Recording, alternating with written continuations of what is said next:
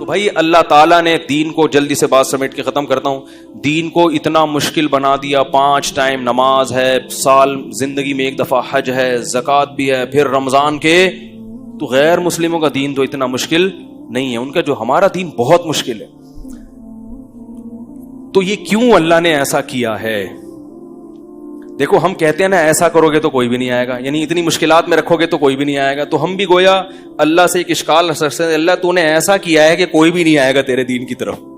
غیر مسلم تیرے دین کو فالو, وہ کہیں گے اتنی مشکلات ہیں یار, ایک نماز ہوتی, ہم تو ہفتے میں 1 دن جاتے ہیں عبادت کا, یہ صبح صبح اٹھا دیتے ہیں ہمیں, فجر میں, پھر ظہر میں, پھر عصر میں, پھر مغرب میں, پھر عشاء میں. اور سردیوں میں تو ٹھکا ٹھک چل رہا ہوتا ہے حساب کتاب, دن چھوٹے ہوتے ہیں نا. ابھی ظہر پڑھ کے آئے ہیں تو عصر پڑھ کے بھی آئے نہیں تو پھر مغرب. تو یہ کیا ہے یہ؟ اور پھر رمضان میں اتنی ٹینشن کہ اللہ تعالیٰ نے اگر ہمیں 12, 13, 14, 15, 16 گھنٹے بھوکا رکھنا ہی تھا تو کھانے کے جو 2 ٹائم تھے وہ ایسے ٹائم دیے جاتے جو نیچرل ہوتے. صبح 8 بجے کا اللہ کہتے ناشتہ کر لو اور رات 8 بجے افطاری کر لینا, 12 گھنٹے بھی ہو جائیں گے اور ہمارا ایک دوپہر کا کھانا کیا ہو جائے گا, ناغا ہو جائے گا. تو چلو ساری زندگی دوپہر کھاتے رہیں, ایک دفعہ لنچ کا ہم نے کیا کر لیا, ناغا. اللہ نے ٹائم تو وہی رکھا لیکن جو کھانے کے اوقات ہیں وہ بڑے عجیب رکھ دیے. صبح 3:30 بجے اٹھ کے کھاؤ. یہ پوری دنیا میں کسی کے کھانے کا ٹائم, ارے بابا آپ کو کوئی ولیمے کی دعوت کرے کہ میرے بچے کی شادی ہے, ولیمہ ہے, آپ لوگ آئیں, جی ضرور آئیں گے. کس وقت آئیں؟ 3:45 بجے صبح. آپ بولیں گے جب یہ تم کو لڑکی والوں نے قبول کیسے کر لیا ہے بھائی؟ تحقیق نہیں کی تھی کہ پہلے کوئی ٹیسٹ نہیں کروایا تھا دماغ کا؟ صبح کا ناشتہ ویسے تو سب لوگ رات 9 بجے کا کھانا رکھتے ہیں, چلو تم دوپہر کا رکھ لیتے, نہیں تو صبح کا ناشتہ کر لیتے 8 بجے 6 بجے فجر کے بعد, 3:45 3:30.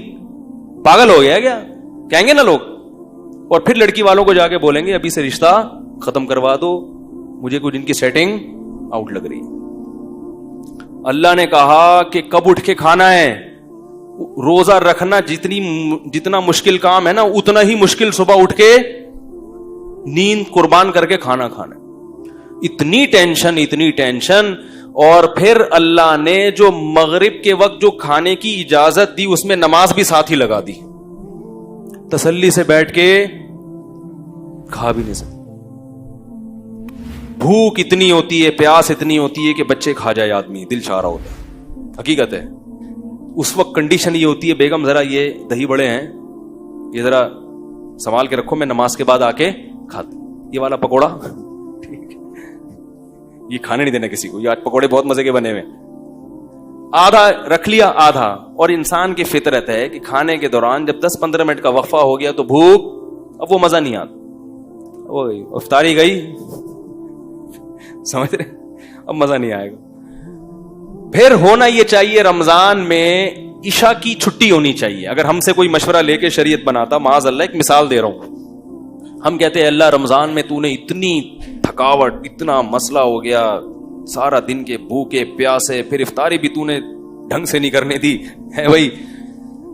اللہ ساری زندگی 5 نمازیں پڑھی ہیں, آج 4 کر دے, عشاء کی کیا کر دے, کیونکہ افطاری کے بعد کیسی غنودگی چڑھتی ہے دماغ میں, کیسا گرتا ہے بستر پہ, فوراً گٹکے والے گٹکے پہ, تمباکو والے چائے پر آ گئے, اور سگریٹ والے فوراً سگریٹ, نسوار والا فوراً ڈبی لے کے بیٹھا ہوتا ہے, اللہم لک صمت وعلی رزقک افطرت, یہ چل رہا ہوتا ہے. اس کا دماغ صحیح کام نہیں کر رہا ہوتا. تو اللہ نے بجائے اس کے کہ عشاء کی چھٹی ہو جاتی, عشاء کے ساتھ تراویح کی نماز بھی لگا دی. وہ کتنی رکعتیں اس پر میرا ایک بیان ہے, سن لیجئے گا. ہمارے نزدیک 20 رکعتیں ہیں, لیکن ہم 8 والوں کو بھی گمراہ نہیں کہتے. لیکن جو راجح قول ہے ائمہ اربعہ کا مذہب, صحابہ کا, تابعین کا, وہ کتنی رکعتیں ہیں اس پر میرا بیان ہے, ہوا ہے 7-8 سال پہلے میں نے دلائل سے بیان کیا تھا, پوری ایک دلیل اس میں بہت تفصیل سے, 1.5 گھنٹے کا بیان ہے. جس کو اشکال ہو وہ سن لیجئے گا.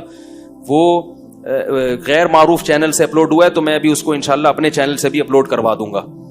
تو اس میں بہت مضبوط دلائل کے ساتھ دونوں طرف کے دلائل کے تجزیہ لے کر بتایا گیا کہ یہ پوری امت کا اجماع چلا آ رہا ہے اس پر, سمجھ رہے ہیں؟ تو آپ وہ سن کے پھر تبصرہ کیجئے گا, ایسے ہی تبصرہ نہ کر دیجیے گا.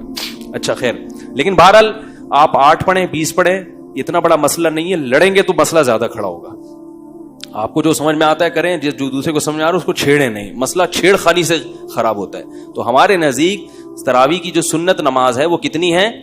20 رکعتیں. یہی چاروں ائمہ کا مذہب, یہی صحابہ کا, خلفائے راشدین کا, اور یہی امت میں صدیوں سے اس پر اجماع رہا ہے. علامہ ابن عابدین نے اپنے دور میں آج سے 150-200 سال پہلے لکھا ہے کہ پوری امت میں کہیں ایک جگہ بھی ایسی نہیں جہاں 20 رکعت سے کم ہو رہی ہو تراویح. تو اجماع امت خود ایک دلیل ہوتی ہے. خیر, تو ہونا یہ چاہیے کہ چھٹی ہو جائے, لیکن اللہ نے وہاں بھی کیا کر دیا, کھڑے ہوئے. پھر وہ رکعتیں عام نمازوں سے بھی لمبی ہوتی ہیں, عام نمازوں سے بھی لمبی. کتنی لمبی نماز, کتنی لمبی. پھر بس صبح اٹھنا بھی ہے سحری میں. تو یہ سب ٹینشن اللہ پتہ ہے کیوں دے رہے ہیں؟ بس بات ختم کرتا ہوں, اپنی محبت کی چنگاری پیدا کرنے کے لیے. جس کے لیے قربانی دی جاتی ہے اس کی محبت آہستہ آہستہ دل میں پیدا ہوتی ہے. محبت دودھ جلیبیاں کھانے سے پیدا نہیں ہوتی, محبت محبوب کے لیے قربانی دینے سے پیدا ہوتی ہے. جب تک محبت نہیں ہوگی محبوب کی اطاعت, بولو بھائی, نہیں ہوگی. اسی وجہ سے رمضان سے پہلے جو ہماری کنڈیشن ہوتی ہے, آخری عشرے میں دلوں کی حالت الحمدللہ کیسا ہی سخت دل ہو, کچھ نہ کچھ دل اس کا تبدیل ہو چکا ہوتا ہے. افسوس اس پر ہے کہ پھر اس دل کی تبدیلی کو بچا کے نہیں رکھتے. عید کے دن وہ سب ریورس کر دیتے ہیں ہم.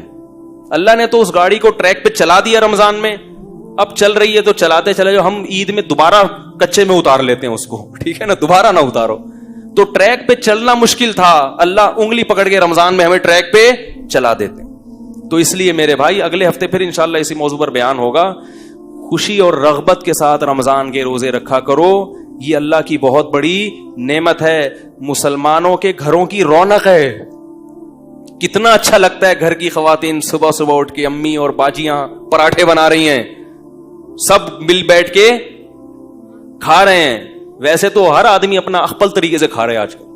بچہ اسکول سے آیا وہ اپنی پلیٹ لے کے سوفے کے نیچے گھس گیا, ایسا ہی ہوتا ہے نا. صاحب دفتر سے آیا وہ اپنا ادھر کمرے میں اپنے کمپیوٹر کا دروازہ بند کیا, ان کا کمرہ لاک کیا, وہاں بیٹھ کے پتہ نہیں کیا کر رہے ہیں, انٹی سے باتیں کر رہے ہیں, کیا کر رہے ہیں, کھا بھی رہے ہیں. سب اخپل طریقے سے چل رہا ہے. کم از کم رمضان میں آپس میں کیا ہو جاتا ہے, بولو بھائی, جڑ جاتے ہیں سحری میں, افطاری میں, اور پھر گھر کی خواتین کی قدر بھی ہوتی ہے. کیا خیال ہے؟ ٹھیک ہے نا. اس دن اگر افطاری میں ٹائم پہ کام نہ ہو اور آپ کو وہ چیزیں نہ ملیں, کیسا انسان غضبناک ہوتا ہے. بچے کھانے کا دل کر رہا ہے اور پکوڑے نہ ملیں آپ کو ایسی صورت میں. تو اس لیے جو ہے گیدرنگ ہو جاتی ہے, ایک گھر کا ماحول اچھا ہو جاتا ہے.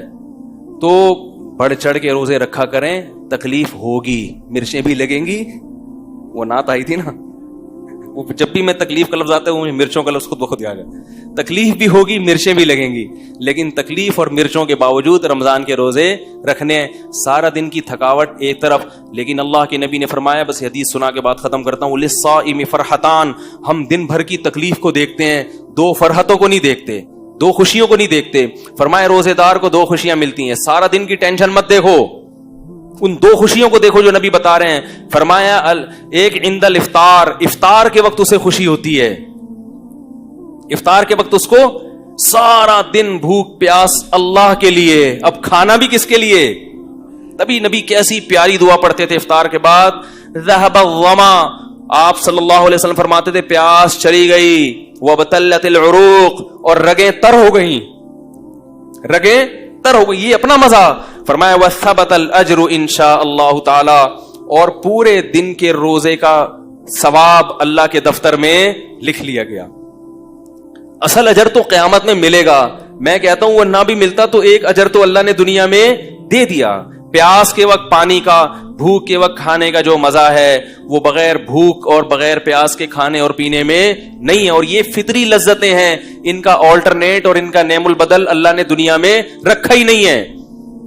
فرمائے ایک اجر, ایک لذت روزے دار کو افطار کے وقت ملتی ہے, اور ایک لذت آخرت میں ملے گی جب اس کو اجر دیا جائے گا. تو آپ صلی اللہ علیہ وسلم نے رمضان کے قیام کو یعنی تراویح اور تہجد کی بھی فضیلت بیان کی, اور آپ صلی اللہ علیہ وسلم نے رمضان میں دن کے روزے کی فضیلت بھی بیان کی. ایک روزہ بھی اگر چھوڑ دیا بغیر عذر کے, پورے سال روزے رکھو گے رمضان کے روزے کے برابر نہیں ہو سکتے. اس لیے گھروں میں خواتین کو بھی سمجھائیں, اپنے جو بچے جو 10 سال یا 11-12 سال کی عمر سے زیادہ ہو چکے ہیں, چھوٹے بچوں کو نہیں رکھوانے چاہیے, تو تھوڑا سا میچور ہو چکے ہیں, ان کو بھی عادت بنائیں روزوں کی, اور خود بھی ہمت کریں. یہ بہار ہے جو اللہ نے مسلمانوں کو دی ہے, اس سے ہم اللہ کے انشاءاللہ قریب ہو جائیں گے. اللہ تعالیٰ سمجھنے کی, عمل کرنے کی توفیق عطا فرمائے.